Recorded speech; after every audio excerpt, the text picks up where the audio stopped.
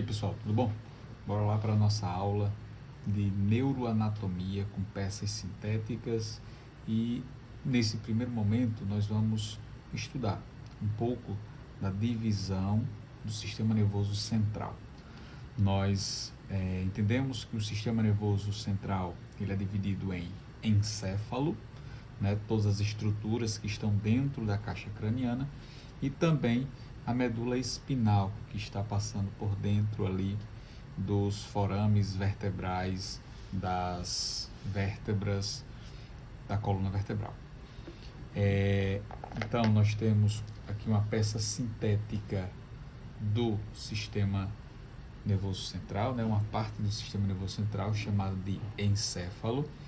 O encéfalo ele é constituído de cérebro, tá? É constituído de cerebelo e de tronco encefálico. Nessa aula, nós vamos estudar um pouco do cérebro e suas divisões. O cérebro ele é constituído de telencéfalo, que é essa parte mais externa do cérebro, e nós podemos visualizar uma estrutura mais interna chamada de diencéfalo. Então, telencéfalo mais externo, diencéfalo mais interno, e telencéfalo mais diencéfalo constitui o cérebro, né, que faz parte, que por sua vez é parte constitutiva do encéfalo. Beleza? Novamente, encéfalo é formado de cérebro, cerebelo e tronco encefálico, tá? O cérebro nós vamos estudar agora a parte do telencéfalo e diencéfalo, beleza?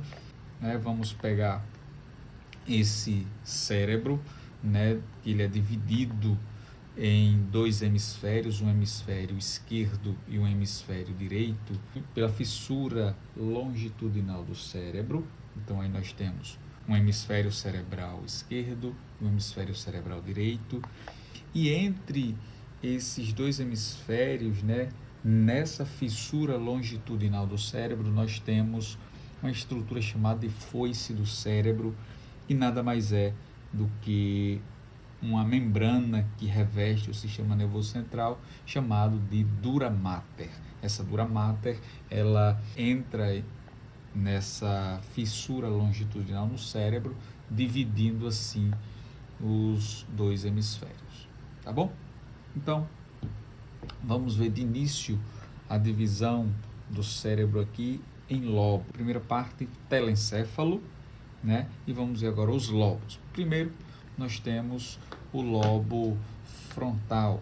Esse lobo frontal ele recebe o mesmo nome do osso do crânio que protege esse lobo, chamado de osso frontal. Então, osso frontal protege o lobo frontal. Ossos parietais protegem os lobos parietais.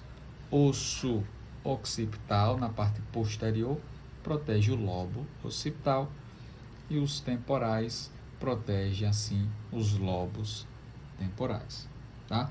Então, nós já visualizamos aqui, né, 4 lobos: lobo frontal, occipital, parietais e temporais, beleza? Além disso, nós temos um lobo mais interno.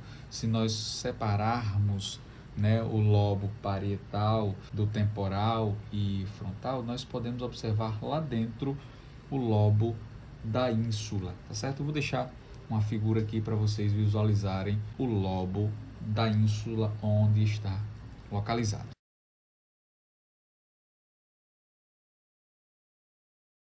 Agora, eu vou separar esses dois hemisférios aqui. Vou ficar apenas com um hemisfério e vamos observar estruturas que são chamadas de giros, né? Todas essas dobras que vocês veem na superfície aqui na superfície do cérebro são chamadas de giros, e esses giros eles são separados por sulcos. Então nós temos um lobo frontal. Após o lobo frontal, nós temos um sulco chamado de sulco pré-central.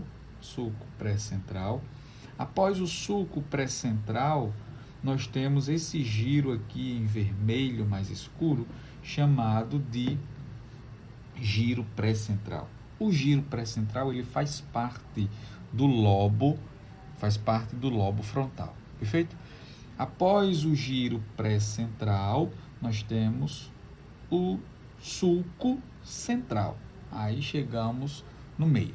Esse sulco central, ele faz a divisão do que é o lobo frontal do lobo parietal. Então, nós temos o sulco central, tudo que vem antes do sulco central é pré-central. Tudo que vem depois do sulco central, eu vou denominar de pós-central. Novamente, sulco pré-central, giro pré-central. Sulco central, após ele, giro pós-central. Giro pós-central. Descendo mais um pouquinho aqui, nós temos esse sulco que divide o lobo temporal dos demais. Esse sulco é chamado de sulco lateral. Sulco lateral. E posteriormente, vou unir novamente aqui os dois hemisférios, e posteriormente nós temos um outro sulco chamado de sulco parieto-occipital. Sulco parieto-occipital, que vai separar os lobos parietais do lobo occipital. Eu tenho aqui um corte medial, tá certo? Desse encéfalo, e nessa vista medial nós podemos observar, né, esses lobos, lobo frontal, lobo parietal, né, occipital. O lobo temporal, ele é mais externo, é mais lateralizado, tá certo? Enquanto que, ao observarmos nessa vista medial, nós temos esse giro aqui, nesse laranjazinho mais claro. Esse giro é chamado de giro do cíngulo. Giro do cíngulo. Ok? Giro do cíngulo. Aqui nessa vista ainda medial, nós podemos observar. Se eu perguntar para você que lobo é esse, você vai dizer lobo parietal. Perfeito. Mas nós podemos encontrar nessa vista medial do lobo parietal, né, aqui numa vista dentro daquela fissura longitudinal do cérebro, nós podemos observar uma área chamada de precúneo. Precúneo é essa área do lobo parietal, em um corte mediano sagital, podemos observar essa região chamada de precúneo. Após o precúneo, nós temos um sulco que divide o lobo parietal do occipital. Qual é o nome do sulco que já vimos? Sulco parieto-occipital. E após esse sulco parieto-occipital, nós temos uma outra área chamada de cúneo, que faz parte aqui do lobo occipital. Precúneo faz parte do lobo parietal. Cúneo faz parte do lobo occipital. Ambas as regiões separadas pelo sulco parieto-occipital. Ainda temos um outro sulco no lobo occipital, que é esse aqui. Esse sulco aqui é chamado de sulco calcarino. Então, nós observamos lobos, nós observamos sulcos, giros, tá? Vemos aqui duas áreas, precúneo, cúneo, e também podemos dar destaque a outras duas áreas do telencéfalo, no córtex cerebral, que são as áreas de Wernicke e a área de Broca. A área de Broca é essa daqui, essa verdezinha aqui, chamada de área de Broca, que está no lobo temporal, mas numa porção mais anteriorizada, nessa área de Broca. Já a área de Wernicke está mais posteriorizada, essa em azul escuro, a área de Wernicke e a área de Broca. Ambas as áreas estão relacionadas com a fala a vocalização, tá? Lesões nessas regiões, né, danos a essas regiões, pode levar o indivíduo a desenvolver uma condição chamada de afasia. Se lesionado a região de Broca, afasia de Broca. Se lesionado a região de Wernicke, afasia de Wernicke, tá? Ambos os pacientes vão ter aí dificuldades na fala. Na área de Broca, o indivíduo ele entende o que está escutando, porém ele não consegue com facilidade verbalizar.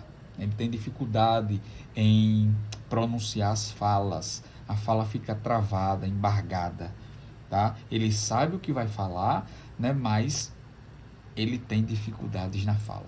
Já na área de Wernicke, ele escuta, o aparelho auditivo tá normal, ele escuta normalmente, só que ele tem deficiência, prejuízos na compreensão. E o que ele fala, né, a fala ele fala normal, sai as palavras, tá certo? Só que as palavras não têm nexo, não tem uma coerência com o que está sendo conversado. Então, ambos são chamados de afasia de Broca e afasia de Wernicke. Beleza? Então, terminamos a parte aqui mais externa, né? Vimos algumas áreas mais internas, né? Giro do cíngulo, vimos suco calcarino, cúneo, pré-cúneo, perfeito. E para finalizar o telencéfalo, nós temos essa estrutura aqui chamada de corpo caloso. O corpo caloso é uma estrutura de